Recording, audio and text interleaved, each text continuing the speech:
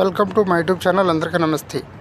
అలస్కాకు Putin, Russia అధ్యక్షుడు Putin ఆయన అక్కడ సేఫ్ అయినా ట్రంప్తో మీటింగ్ అనే విషయాలు ఇప్పుడు తెలుసుకుందాం. అందుకంటే ముందుగా మన ఛానల్ లైక్ చేయండి, ఈ విషయాన్ని మరింతమందికి షేర్ చేయండి.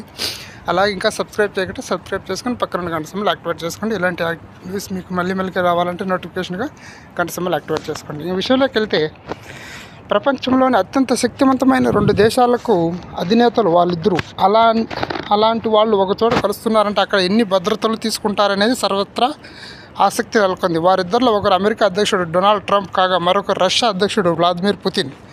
ఈ ఇరువురు దేశాధినేతలు ఈ నెల 15 అమెరికాలోని అలస్కాలో భేటీ కానున్నారు. అంతర్జాతీయ న్యాయస్థానం రష్యా అధ్యక్షుడిపై వారెంట్ జారీ చేసిన నేపథ్యంలో ఈ పర్యటనపై సర్వత్రా ఉత్కంఠ నెలకొంది. అలస్కాలోనే ఎందుకు?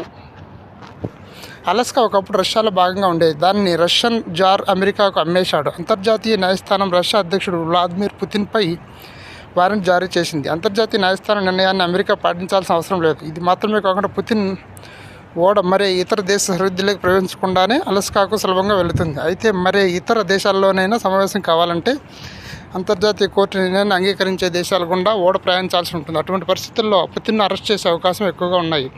వీటన్నిటిని దృష్టిలో ఉంచుకొని రష్యా అధ్యక్షుడు పుతిన్ యుఎస్ ప్రెసిడెంట్ ట్రంప్ అలస్కాలో సమావేశం అవ్వాలని నిర్ణయించుకున్నారు. No fly zone.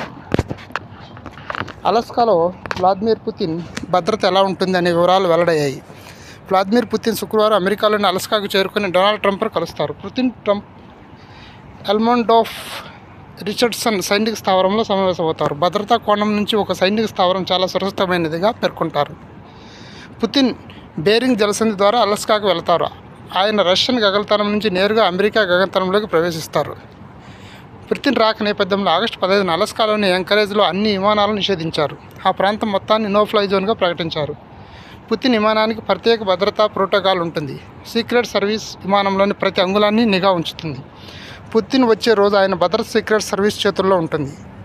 రష్యా అధ్యక్షుని సురక్షితంగా విమానాశ్రయానికి తిరిగి తీసుకురావడానికి క్రెమ్లిన్ భద్రతా సిబ్బంది ప్రత్యేక ప్రణాళికను సిద్ధం చేశారు.